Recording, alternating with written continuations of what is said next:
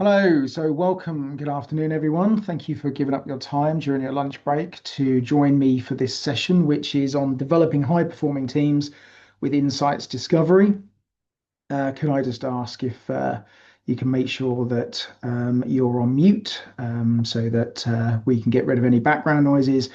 But please feel free to use the chat to help communicate throughout the session as well. And we're also going to be recording this session as we go along. So, hi, I'm Matt Reed. I'm a senior leadership trainer at Jarrell Training. I've had a career here that's spanned over 30 years. I've worked for a whole diverse range of industry sectors in my time, mostly in senior managerial positions and leading teams of all sizes. And I've now been a corporate trainer here for Jarrell Training for the last 10 years. Actual facts, it's 10 years this month. So today's session, what we're going to be looking at is what makes a high performing team. We're then going to be connecting that with psychometric profiling. Clearly, our profiling tool of choice today is Insights Discovery, and how that then can help you with nurturing a high performing team. We're going to do an introduction just on a basic level of Insights Discovery, what that's all about, and giving you an understanding of what's classed as the four color energies. We'll then look at how you can adapt your own leadership and communication to suit individuals in your teams. We'll then finish off the session just quickly looking at team dynamics and how that corresponds to insights. And there will be time at the end for a quick Q&A if you've got any questions. Now, why does this session matter to you? So I pulled out some statistics in preparation for this session. And although I know statistics can sometimes be very generic, I do think they hit home some key fundamentals. And the first one I found was the fact that teams with high levels of trust report that people generally have 74% less stress, 50% higher productivity, and 76% more engagement. Um, I did that sort of startled me in some respects because those figures in some cases were probably higher than I was expecting. But trust is an absolute fundamental foundation to high performing teams. And then the next stat I came across was this: only 10 to 15% of people are truly self aware.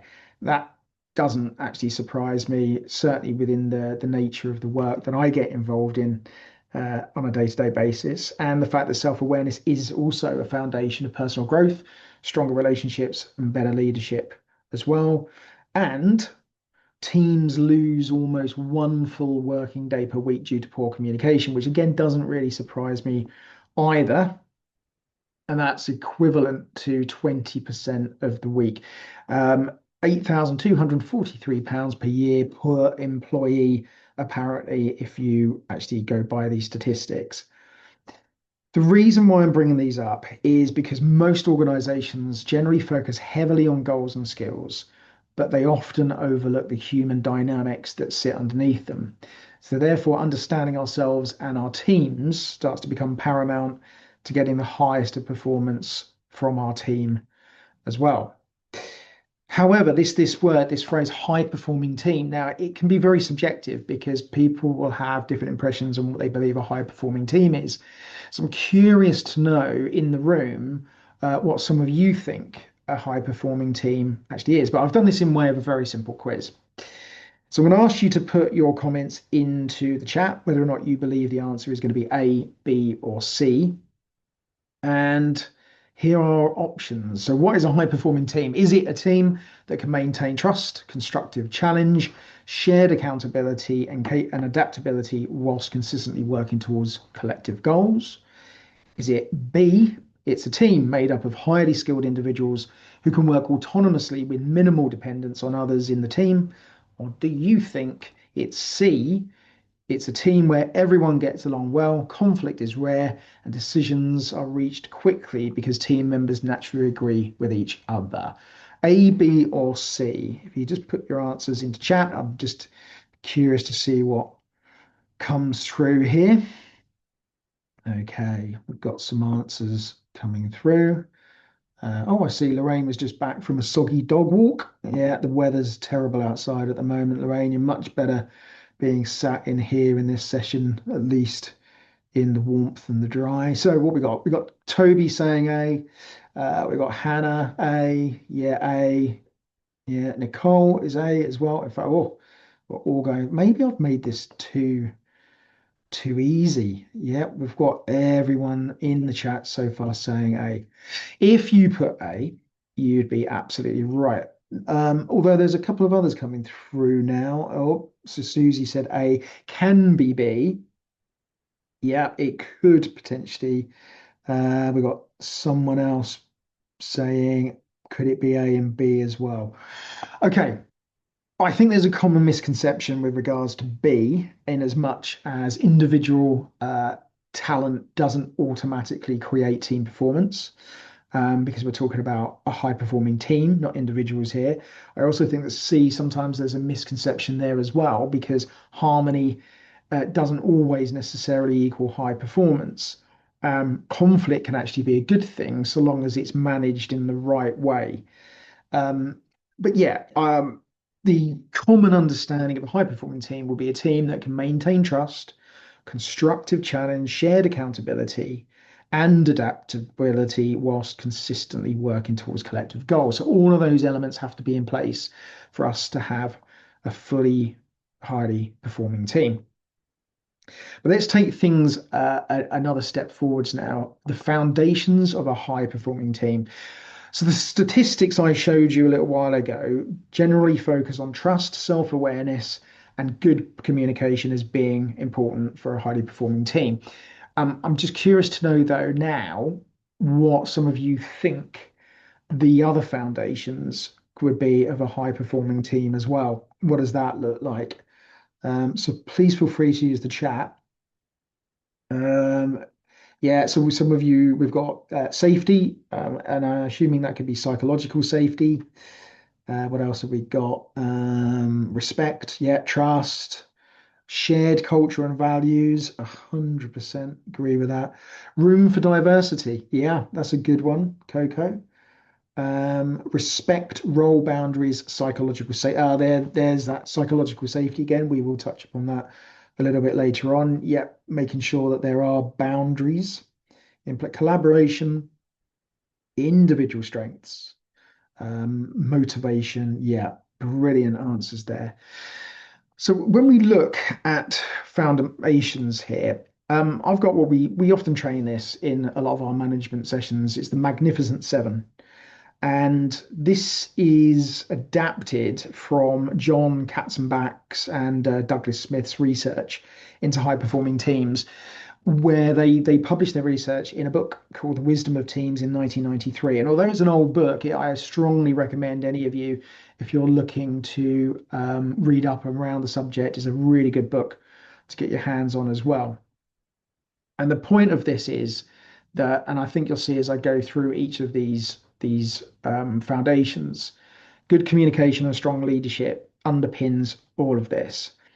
So they came up with a common purpose. Teams need a common purpose, a reason for being, and they got to understand what that is. We also need accepted values, and I think that came up in the group chat a little while ago as well. Accepted values, which hopefully, ideally, the team have had some form of contribution to as well. So setting team core values, clear performance goals, both individual goals and team goals, and people understand how those goals actually feed into and relate to the bigger picture. There's more strategic goals for the organization. Well-defined roles, so people understand what their role is and how, again, individually they can contribute to the bigger team, and people understand what one another's roles are. And again, someone just put on here as Hannah said role boundaries, and absolutely right. We have well-defined roles which also enable us to have boundaries so that people don't overstep what's expected of them, or at least people aren't working on things just because they pick and choose what they want to work on. People have got to understand what they're employed to do as well. Complementary skills, which really is all about understanding where our strengths and weaknesses are and how people can complement us as well. Mutual accountability. And the final one, should lead up to us having a unified working approach. However, like I said, a good leader needs to make sure that this is effectively being communicated across the whole team as well. So the next question for you then is, how does this link to and relate to psychometric profiling? And we know that psychometric profiling is more of a data-driven approach to measuring an individual's personality and behaviors. However, an understanding of your team can definitely strengthen many of these foundations, particularly around communication, trust, adaptability, and also accountability. So if you take a look at each one of these foundations, we can see where they directly correlate to psychometric profiling. A common sense of purpose is essentially understanding what motivates different people. Accepted values would be whereby we can respect different styles and perspectives. Clear performance goals is all about communicating our expectations effectively. And then well-defined roles, recognizing individual strengths and contributions as well. Our complementary skills is about valuing the diversity of individuals, their thinking and approaches. Mutual accountability, building trust and open communication, which has so far come up quite a lot on the group chat. And then also leading to us having a unified working approach, which is about adapting and collaborating more effectively. The main core issue here is that most team challenges, I don't think, or at least are capability problems. I think they are all about communication and relationship problems. And by using profiling, which we're going to move on to next, it gives us the ability to be able to understand our team in a lot more depth and detail. And it makes us realize how we need to adapt our communication to suit individuals, how by doing that is going to get the best out of people within the team. And also, it all links to motivation. People will be motivated if they're being treated the way that they want to be treated. Okay, just checking the chat, make sure we've got no questions coming through at the moment. All good. So what we're going to do is move on now to giving you a little bit of a history lesson. Nothing too taxing, certainly for this time of the day, but it's giving the origins. If you're about to eat your lunch now, or you're midway through your lunch, I do apologize for the next bit that I'm going to do with you. However, prior to modern day understanding of why people behave the way that they do, the ancient Greeks, around 400 BC, had their theory of humorism, and it was popularized by the physician Hippocrates, later expanded by Galen. The theory suggests that personality traits are caused by an excess or deficiency of four bodily fluids, known as the four humors. And the four humors were the amount of phlegm that we had in our body, how much yellow bile, how much blood, and how much black bile. And they believed that it was the in excesses or the excesses of these bodily fluids that caused a set of behaviors. In other words, if someone had an excess of phlegm in the body, it would explain why that person tended to have a temperament that was quite calm, relaxed, quiet, slow paced. If they had too much yellow bile, it was what was causing them to be determined, fiery, energetic, passionate. Too much blood would make someone warm-hearted, outgoing, optimistic, and cheerful. And if you happen to be melancholic, i.e., with too much black bile, it would be making you sad, anxious, analytical, creative. And so this was the general common held belief for thousands of years, that it was down to the bodily fluids that were causing our temperaments. And it wasn't until the late 1800s that along came this gentleman here, Carl Gustav Jung, who rewrote the whole rule book on this. And it was Carl Jung that said, look, the reason why we have our own behaviors has nothing to do with in excesses or excesses of bodily fluids. It's largely down to nurture and nature. Some of it is hard coded into our DNA, and some of it is definitely down to how we're brought up. So in the first 6 to 7 years of our lives is when we're heavily conditioned by our upbringing, social circles, the culture that we grow up in, what we're taught by our parents is right and wrong as well. And that then creates a baseline for us, so that as we then grow into teenagers and then into adults and for the rest of our lives, we basically layer up on those original core baselines that were created at a very young age. And that is what's actually creating our kind of core preferences. So when we start looking at psychometric tools are using Carl Jung's research that he published in the 1920s as a baseline for then us being able to understand his research. And that's really where insights discovery starts to come in. Now, the evaluator, which I'll talk about later and accessible through us, can produce a huge, great big report all about you and your different preferences and so on. And we'll come on to that a little bit later. But just out of interest and just for us to do a very quick baseline evaluation now, what I'm going to ask you to do in a second is look at a series of words on the screen. And what I would like each and every one of you to do is just to choose 5 of those words that appear. Okay, just 5. These are the words, and I want you to consider the context of how you see yourselves at work. So you might want to just jot this down, write this down on a pad or something like that. Go with your first instinct. Don't overthink it too much, although some people in the room will be very highly analytical people, and you might overthink it and say, well, it depends on the situation and the circumstances I'm in, depending on how I might be. But what words do stand out to you the most to best describe your natural style when at work? And this should take less than a minute for you to do this. So I can see some people writing and jotting down some things now, which is great. Have a choose.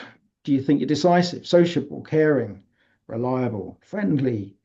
You might struggle. Some people might struggle with this because you'll be looking at this going, oh my God, I can find so many more than 5 words as well to describe me. And maybe it's the opposite. I often do these exercises and people struggle to self-reflect and choose some words. So I'll just give you a few more moments just to capture those words down. Just trust your instincts. Looks like I'm just trying to see who we got on there. Karen's done. Unity Place. I can't see many in that room. There seems to be a lot of you.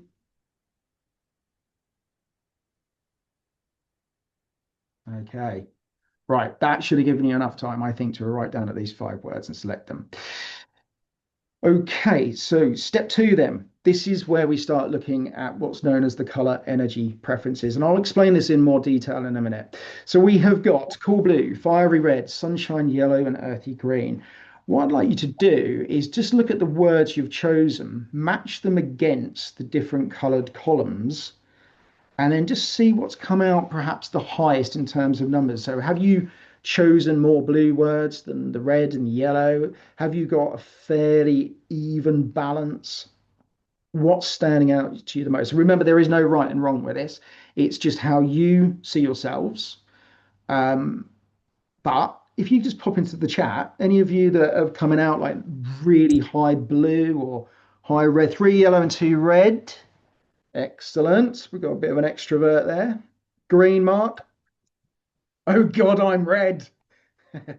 Is that bad? Blue, 4 yellow, 1 green. Green, 2 yellow, 3 green.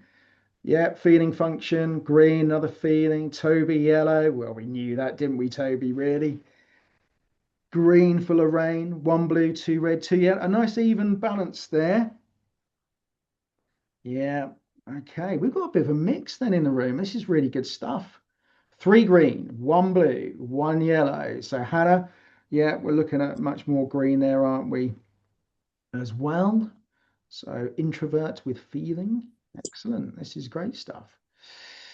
So let me explain what we mean, because we're coming up with all these color energies. Some of you may have never done this before. So let me explain the color energies. So for first and foremost, Carl Jung never talked about color energies. That wasn't the case. What Insights does is it uses the concept of color energies for us to be able to start to look and identify different personality types.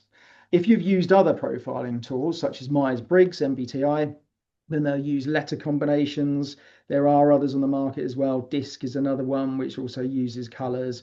There's lots of different profiling models out there. They all use the Jungian psychology as the baseline. Insights uses the concept of these 4 color energies: cool blue, fiery red, earthy green, and sunshine yellow. And the naming conventions of these are designed as just memory hooks as well. We're not just defined by one color energy, though, and you'll hear me use the word preference quite a lot because what Carl Jung basically said was we have preferred ways of behaving, we have lesser preferred ways of behaving. So, if any of you are a little bit skeptical with regards to profiling, and you think this is about putting you in a box, and some people don't like profiling for that very reason, it really isn't. It's suggesting that actually some of you might lead and have a preference for multiple traits that will be associated to these different color energies, and some of you might just naturally have stronger preferences to behave certain ways against the traits, as we've already seen in the group chat, where there is a whole mixture coming through. Some of you are a little bit evenly balanced, others clearly are coming out much stronger in certain color energies than others. So when we break this down, it's that combination that makes the unique you instead. And if we want to kind of look at this in a little bit more detail, this is what our core drivers and motivators start to look like here. So we've got cool blues, people that like to analyze and improve things through analysis. They can be analytical, very precise, very thoughtful, very structured. They like process, they like procedure. People that lead or have a preference with cool blue, prefer to know what they're going to do and how they're going to do it. So they like to plan ahead. And if that describes you, then chances are those traits relate to the fact that you're leading with much more cool blue energy. Earthy green, on the other hand, people that are more supportive and collaborative. So if you're coming out with green energy, and some of you are, we've got certainly Lorraine on there, we've got Jill as well. You're naturally going to be quite supportive, very encouraging with your team, can be patient, even though I'm sure sometimes your patience can even be tested as well, even with your green energy. Considered to be reliable. Again, earthy green, your feet are firmly in the ground, you're supporting the functions that are working around you as well. And when we look at cool blue and earthy green, typically those individuals are more inwardly focused, okay, focus on the inside world.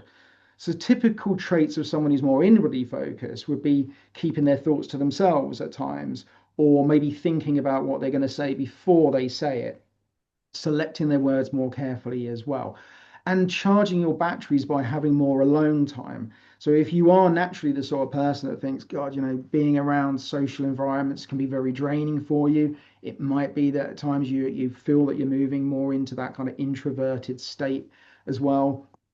Introverted doesn't necessarily mean shy. Some people use these types of words instead. It just means that you're more inner focused in your world around you.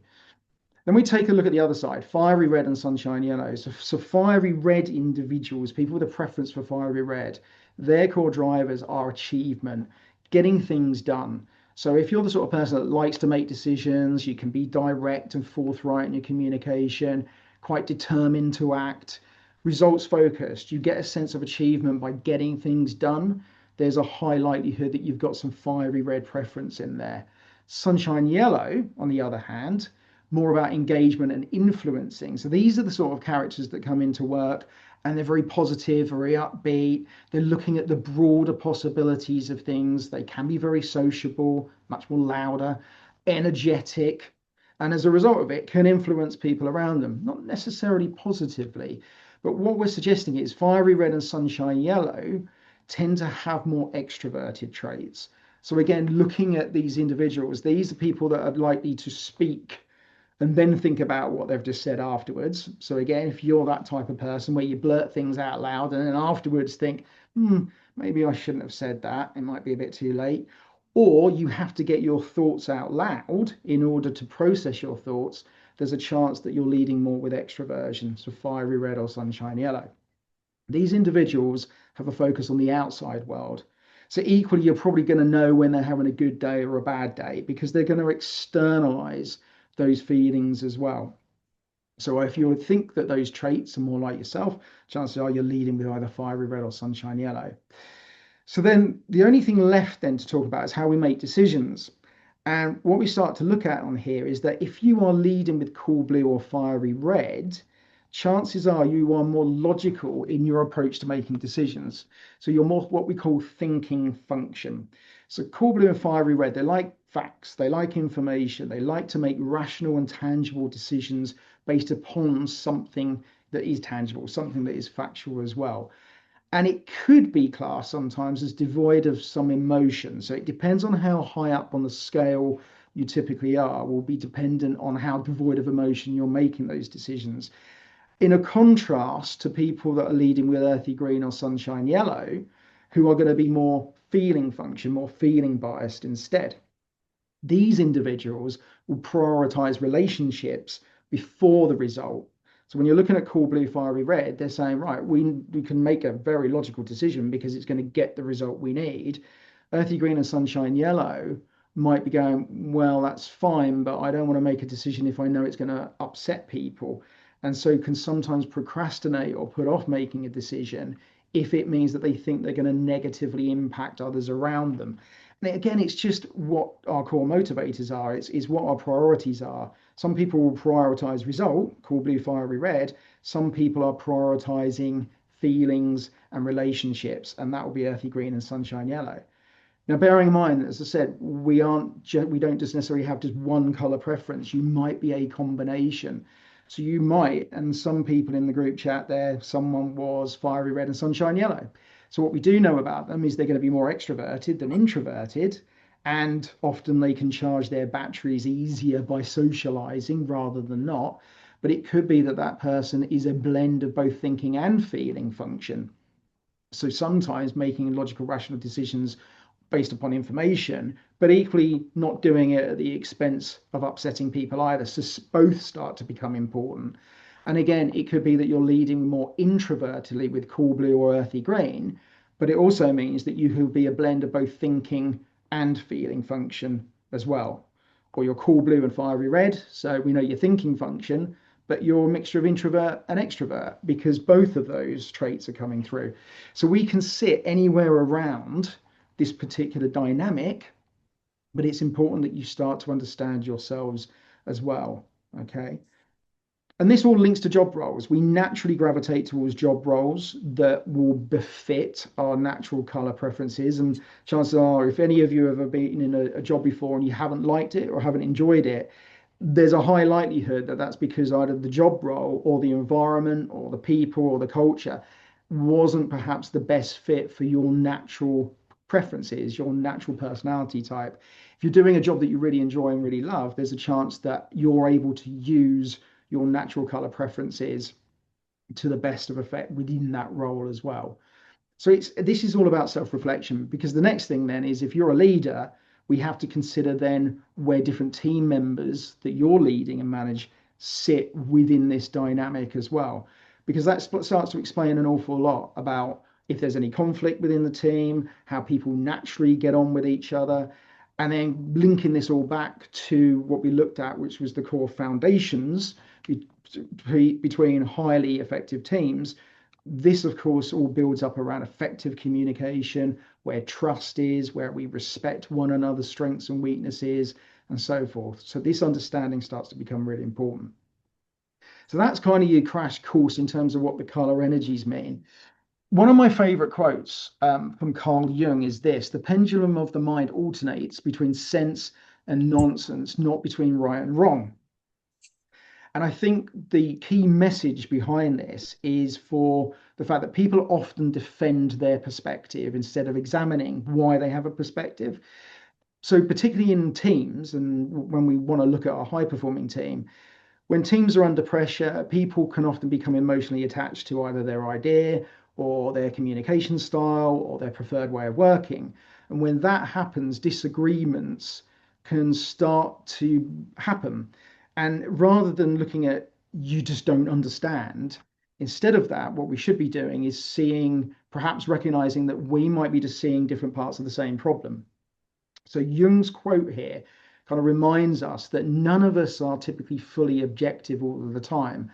And each of those preferences has its natural blind spots as well. And stress can also push any of those styles into distorting what's actually there as well. Sometimes just taking a step back and appreciating and respecting another person's natural color preference and what their personality type would bring to the table starts to become really important as well in all of this. And there's a couple of good quotes or phrases that Insights Discovery like to use, which is turn frustration to fascination. and turn irritation to appreciation. In other words, if you're getting frustrated by someone's behavior, start to recognize what's causing the frustration, because the only person we typically have control of is ourselves. And so, therefore, understanding ourselves better and what's causing a frustration becomes really paramount to understanding and respecting those individual differences that we might have. So, the real challenge we have, really, I think, is how do we help each other move more towards clarity? So, when we then look at ourselves as a leader, what's important is that we start to recognize the impact that our behaviors might have on other people around us as well. And to give you sort of a quick overview of what that looks like, and again, all I'm hoping that you're all doing is just reflecting on yourselves right now. And perhaps you're also considering people within your own teams and how they interact with each other. There is a danger here that if we don't use that self-awareness, it can cause demotivation within the team as well. If some of you are coming out with a preference for example, cool blue energy, and we know that accuracy and quality standards are really important to you. So this is someone who's leading through evidence, procedure, logic, doing things in a formulaic way, following the process that becomes really important to them. It's important to then recognize how that can have a direct correlation or impact on other people. For example, fiery red might start to feel quite constrained or micromanaged if they're being managed in that method. Whereas someone who's leading with a preference for sunshine yellow might actually feel criticized by the way that they're working, or deflated because they're running or leading with more of a feeling function as well. And then we've got earthy green, who might be feeling judged by that behavior and unsafe to speak. And look, let's bring in here, psychological safety as well, because again, any of our behaviors could affect another person in feeling psychologically safe to open up, to speak up, to feel comfortable in their own environment as well. And that's just with cool blue. Then you take fiery red, who's very results and actions orientated. Why use 100 words when 10 will do? Outcome focused, doesn't mind challenging other people and other people's perspectives, and can make really rapid decisions. How could that start to impact on other people as well within their organization? Again, looking at this, cool blue might start to feel rushed or dismissed. They're not giving enough time to make their own decisions. Maybe sunshine yellow just feeling shut down all the time, or being constrained by the decisions that are constantly being made by this person leading with a preference for fiery red. And earthy green experiencing conflicts avoidance because they're going, I don't want to upset anyone. They're not asserting themselves. And there's this fear, intrinsic fear of just getting something wrong as well. All of these could be trigger points. Earthy green, who now values things like stability, welfare focus, and all of these are great traits, values fairness, steady change, and trust. But think about how someone who might be leading with, for example, fiery red might now feel as a result of this leadership style. They're now feeling slowed down. They can't actually get things done. They're getting frustrated by things not happening around them, while this person with earthy green is trying to keep everyone happy. Whereas sunshine yellow is feeling that momentum is being lost, and cool blue is going, I don't know if I trust your authority or not. I'm going to go elsewhere for that. And that just leaves us with sunshine yellow. Sunshine yellow, who values vision, influence, broader perspective, bigger thinking, lots of optimism, motivation, collaboration, all very important traits of this person. But again, how could that potentially have a negative impact on other people within the team? So cool blue could actually see that sort of type of behavior as perhaps just lacking the detail that they need, or perhaps a bit slapdash, or that person just moving from one thing to the next without actually staying focused on anything for very long. Fiery red sees that type of behavior as just being indecisive, or perhaps insufficient challenge for them. And then earthy green is feeling overwhelmed or overlooked by the dynamic of sunshine yellow coming across. All of these traits can all have their strengths, and they equally have their weaknesses unless we're self-aware and we can realize what's going to get the best from our teams. So how does that correlate to then adapting to connect? So here's a question for some of you. And again, for the group chat, we've gone through the basics here of different individuals, different personality types, and so forth. We've got here cool blue, fiery red, sunshine yellow, and earthy green. But let's just talk through how we might now consciously start to adapt our style to motivate and build trust and get the best out of people within our team. Let's start with cool blue. So we know, again, that cool blue energy can be objective, precise, analytical. However, a shortcoming of all of that could be indecision and overcaution. So just in the group chat right now, if you were now managing someone that you believed had a preference for cool blue energy, what are the type of things that you've got to be aware of when effectively communicating and adapting and connecting with someone who's cool blue? And again, there's no real right and wrong with this. I just want to ask for your opinions. You are managing someone that you know leads with cool blue energy. What are you got to be mindful of? What are they going to want from you?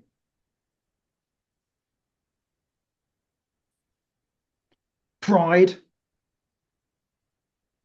lots of data, like it. Provide clear, I don't know what that is, information. I love that. Clarity, detail, accuracy. Oh, these are great. Provide clear information. Yeah, absolutely right. So think again, what's important to someone who's leading with cool blue energy? And we're talking here precision, focusing on detail. This is all linked to providing clear information, isn't it, really? Avoiding vagueness, and which naturally can happen. And we see this a lot of the time with other color energy types. You take the opposite to cool blue, which is sunshine yellow, who will use phrases such as, don't worry about it, it'll all be fine. And cool blue's going, well, hang on a minute, what do you mean by that? How's it all going to be fine? I need some understanding of this. What's going to happen? And sunshine yellow might be in their own way just going, no, no, no, trust me, it's all going to be great. It's all going to be fine. It'll all work out. I don't know how yet, but it will be fine. My gut feeling tells me.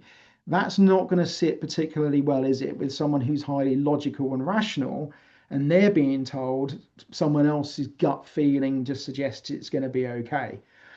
So using facts and logic again, and I'm only covering the basics for you for part of this session here, using facts and logic starts to become really important. Again, adapting our communication to suit the individual that we are leading and managing there. So we move on to fiery red. And we know that fiery red individuals, they've got lots of energy, but they're task orientated. They want to get things done. The shortcomings could be a lack of collaboration, though. Sometimes they don't even realize that they're becoming overbearing as well. They don't necessarily intend to be or mean to be, but they can come across that way. So if you had Gordon Ramsay in your team or someone similar, and they're leading with fiery red energy, again, group chat, please. What type of adaptation might you need to make to get the best out of a Gordon Ramsay in your team? How are you going to now communicate and behave? What have we got? Fiery red. How are you going to get the best out of them? Utilize their drive and direction. Yeah, capitalize on it. Yeah, absolutely. Hold your ground. I think that's an interesting one, Jill, as well. I think you were coming out as more green energy, weren't you, earlier? And yeah, it's being sometimes you do. You have to be assertive. You have to stand up there.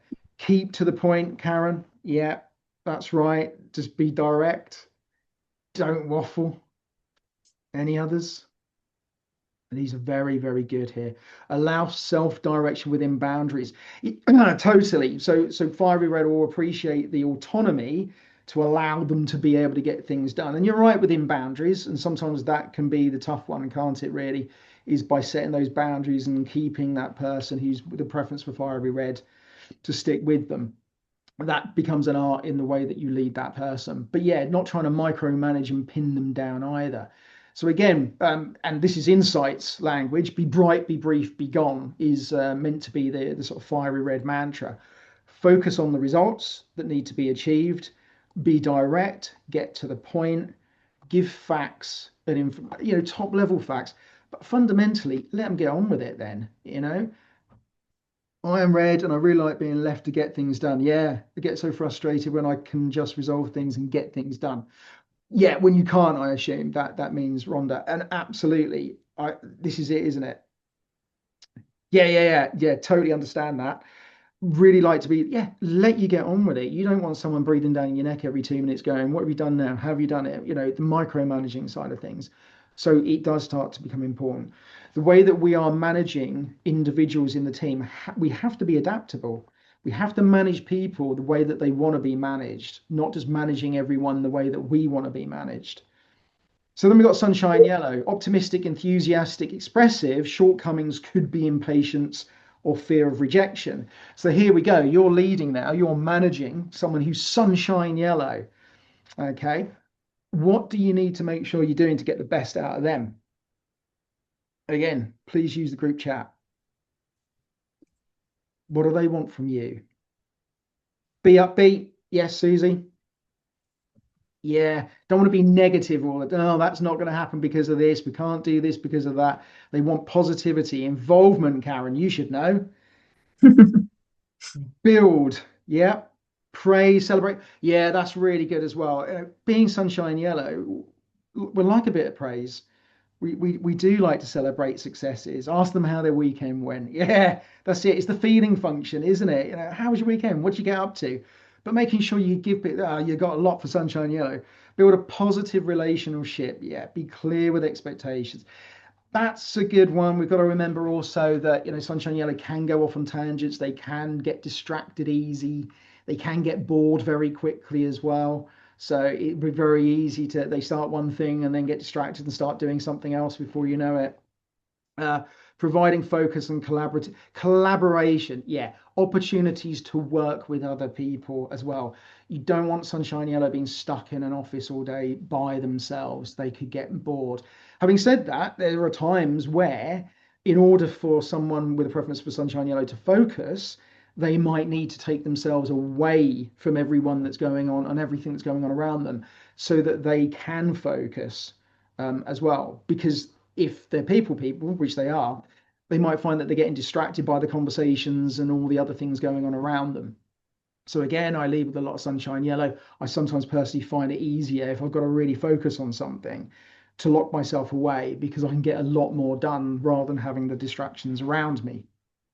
So notice and involve them, show enthusiasm, be positive, acknowledge their input.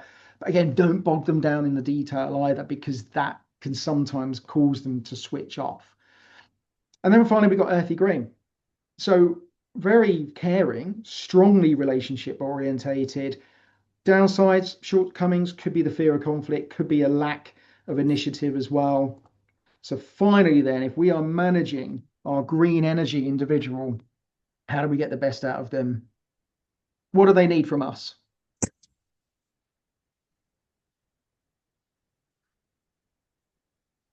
Come on, some of you are green, so we do not have a preference for green energy. Support, yeah, great. Positive feedback, be caring, show that you care, genuine caring. Reassurance, yeah, that's right. Sometimes it's it, isn't it? It's like giving that reassurance, which if you're red energy, the opposite to green energy, you might have this expectation that people should be just getting on with their job. And, why am I going to tell someone they're doing a good job when they're expected to do a good job? And it might be this attitude instead, but some people need it. Support and encouragement, yeah. I'm told to put genuine engagement. Yeah, I agree. And also, if you are listening, show that you care. That should be genuine, because people who are more feeling function are going to be very sensitive to whether or not it's actually genuine or not. Not rushing people to make decisions. They're going to need time to reflect on something, see how they feel about something, being relaxed, being patient at times, which isn't always going to be the strongest trait of someone leading with red energy. So they're having to dial down their red energy in order to be more effective with their way of leading someone that's green energy as well, being supportive of their values. So key adaptation ways to get the best out of different team members. And we will lead up to this because the next part of this then is considering then your own team dynamics, because hopefully what we're starting to do here is think, okay, hopefully you are now thinking about your team members in terms of what their color preferences what might be, and what does the balance look like, because not all teams have this perfect balance across the board. I've got some case studies here to show you.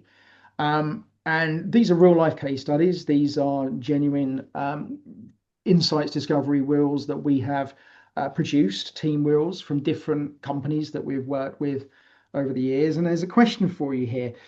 So looking at this right now, and we're not going to go into all the depth and the detail of these job roles here and the 8 different types across the insights, but just sticking to the basic core 4 energy color types. We've got this big cluster of people here with a preference of green energy, and yet we've got this person over here who's leading with red energy.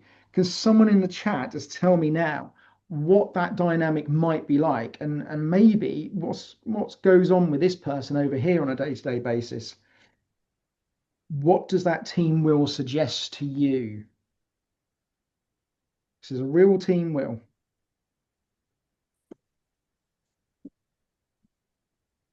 Is it nicely balanced?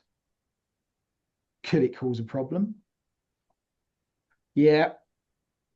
Oh, yeah. Oh, okay. So what company could it be? What industry sector could it be? Yeah, fair point.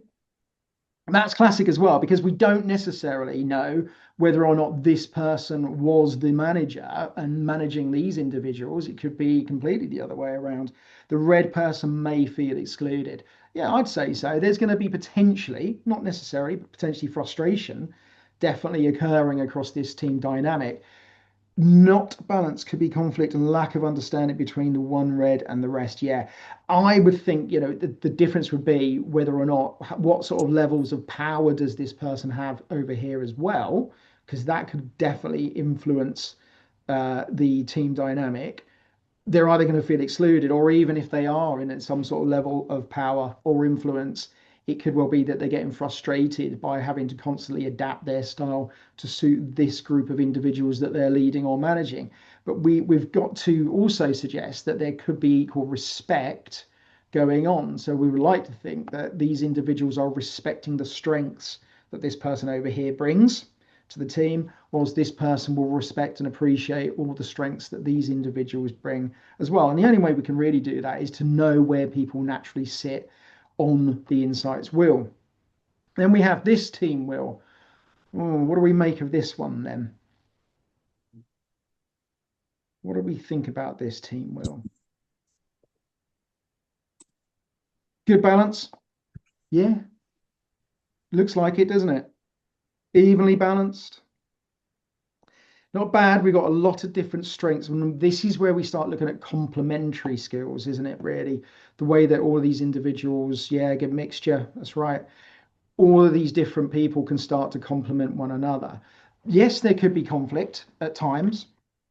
Absolutely, because if we are leading with very different personality types, it can cause conflict unless we start to appreciate and respect one another's differences. And as soon as we do that, and this is the great thing about insights discovery, it enables people to do just that. I can respect the way that you are because of your personality type, and I also therefore can kind of understand why it is that you might behave the way that you do.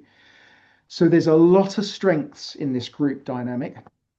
But the next one I'm going to show you is an interesting dynamic here, because this was actually a board of directors within a particular business.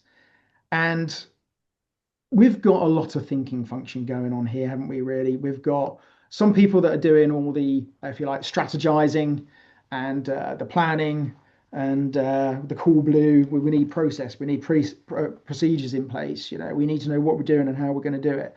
And we got fiery red in there who are going to be making the decisions. And so we're going to be, a decisive team of individuals, but potentially lacking in the more kind of emotional side of their decisions as well, because they're making decisions for results and getting things done.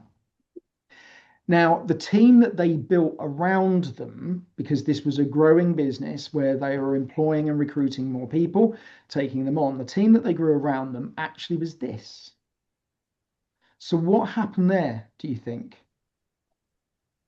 This was the board. They take on people. It grows to this. Why? Why did that happen? Groupthink? Anyone else? Why did that happen? Like-minded and sort, yeah. Hiring people similar to yourself. It's classic unconscious bias. We cover that a lot when we're looking at recruitment training, whereby we talk about that unconscious bias where you end up like taking on people because you like them, because they're talking your language, and you see a lot of qualities in that person that you might see in yourself as well. And there is a danger there of hiring too many people that might be similar to yourself. We get an imbalance. Yeah, we need to create a more balanced team, ideally. And I'm going to show you this because this is the team that they created. Recruiting and online is, yeah, prefer the echo chamber to challenge of different thoughts and associate it with a lack of cultural fit. Yeah, 100%. The team that they had in place was this. That's the team that was in place 2 years prior to it turning from that to that. It went from that and it went to that within 2 years. So what happened to all the sunshine yellow energy? Halo effect.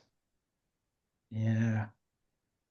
What happened, I would suggest, is that because of all the policies and procedures and ways of doing things and the overall culture that was getting in place, Sunshine Yellows were feeling too restrained, too restricted, getting bored, not enough going on. The culture didn't fit anymore. And so people start to either naturally leave. Yeah, that's exactly it, isn't it, Hannah? Felt restrained, not enjoying it, got fed up and left. Exactly it. People are leaving because they're going, this is not the right fit. The problem you're left with potentially then is an imbalanced team as a result of it. Why? Because we've not been nurturing and supporting these individuals down here instead. So I would encourage you and urge you certainly from just this quick session today, is to start considering where your own team dynamic sits across the board. And one way of doing that is to consider plotting team individuals as well. Where would you position different people within your team? And what does your team dynamic look like as well? Maybe if you did that, it would start to explain whereby you may have conflict, you might have complementary skills. It will give you a sense of what your team culture generally looks like across the board as well. And when people come on our training courses, particularly leadership and management, we give them the tools to be able to go away and profile their teams and be able to get a full understanding and reflection of where everyone sits. Because then it's about, okay, how are you adapting your leadership style to suit the individuals that sit across your team as well? And perhaps what things do you need to make sure you're doing more of or less of as a leader and as a manager as well? And that ties it all very nicely back into our Magnificent Seven that we started off with the session, where we said the foundations of high performing teams are having a common purpose, making sure that we have core accepted values across the team, clear performance goals. But again, how we communicate those goals might be very different to the individuals across the team as well. Well-defined roles, but also making sure that people are doing the role that best suits them as well, because that's where direct motivation will come from, is that people are doing a job that they enjoy doing as well. And if we're shoehorning them in to having to do things that don't fit their natural color preference, that could cause a problem long term. Yeah, we all have parts of our job that we don't enjoy doing. It's just how often are we forcing people to do things that they don't want to do as well. Making sure that people understand their complementary skills, where the strengths and weaknesses are. And again, that's why psychometric profiling is so beneficial to do that. Mutual accountability, and then a unified working approach, which all of this, in essence, should enable us to do, is to create that unified working approach. So I guess my challenge to you from this session is to go away from today and truly consider if you have all of these elements in place. If you use this as an original tick box, does your team have a common purpose? When was the last time you sat down with them and they fully understood what that looks like? Does your team have accepted values? Did they co-create those values? Are there clear performance goals? Do you have KPIs? Do people know what the benchmarks are, what they're having to perform towards as well? Do people understand their roles? Do we have complementary skills? What about mutual accountability? Do people know what that looks like in your team? If you really ask them, is there a unified working approach? Use this as an opportunity to go back and think to yourselves, do I have these elements in place or not? And there's plenty of ways that we can help you at Jarrell Training. Just remember, we run leadership and management courses. We do the ILM level 3 and level 5 awards in leadership and management. We are rolling out a very exciting new program, which is the certificate in effective coaching, which you'll be at level 3 and level 5. And we've got places coming up towards the end of this year. We've got our bespoke day courses, so we can do that for you either here or go in company as well. And also just remember, we have a whole raft of scheduled courses that we run where we include insights discovery in a lot of the in a lot of the leadership and management programs as well. But as a special offering for all of you wonderful people who have given up your lunch break to sit here and listen to me bark on about the importance of understanding your team, we are currently offering 20% off of an insights discovery profile. And the profile will be something like this. It's you can see it on the screen, but there it is. Okay, a huge great big profile, whereby if you're interested, then I'll put up our contact details in a minute. You can ping us an email, say that you attended this session. We'll give you 20% off. That works out only £96 plus VAT for that profile. Or get us to come in and we'll do a team workshop. That was the other day. I was down in London for Papa John's Pizzas, doing a really highly engaging interactive workshop for them in this wonderful building in London. Of which just this morning we had some excellent praise, and they're just saying how useful and beneficial that particular training has been for them, to the point that they're now recommending it to the agency that actually owns the building, and they all want part of it as well. So we can help you in many ways if you like to do all of that as well. So that kind of just leads me then finally really to the fact that we have 5 minutes left. I just wondered if anyone's got any specific questions that you might have for me at all. Post it in the group chat. Or have I done such a great job of explaining all of this stuff that you're just sitting there overwhelmed? Oh, you're very welcome. Hopefully that's been useful. If anyone wants to also pop into the group chat, how you might be what's the key takeaway? Like if you had to put one thing in this group chat right now, what is it that you're going to take action on? That would be interesting. Thanks, Toby. You're very welcome. If anyone wants to share anything in terms of what you're going to do with this, make it count. You're very welcome, Mark. I'll put up the details. Ping us an email, jarrelltraining.co.uk, if you are interested at all in talking to us further about any of the things that we can offer you as well. Please feel free to link in with me or check out our social media pages. We have got a YouTube channel. We are on LinkedIn.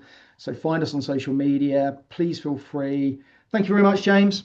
Please feel free to direct link in with me as well. Any questions that you might have after today's training.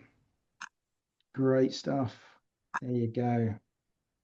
Good. Well, I'm going to leave it there. Thank you so much for your engagement, because that's what makes these sessions really count as well. I appreciate, we're skirting some deep issues and deep subjects in a very short amount of time. Like I said, if you've got any questions after this, please feel free to reach out and contact us as well. We'll help you in any way that we can. Hopefully I can see you on the next one on the 17th of June. It's bang on 1:30, so I'm going to leave it there. Thank you very much, everyone, for your time. Have a great afternoon. See you soon.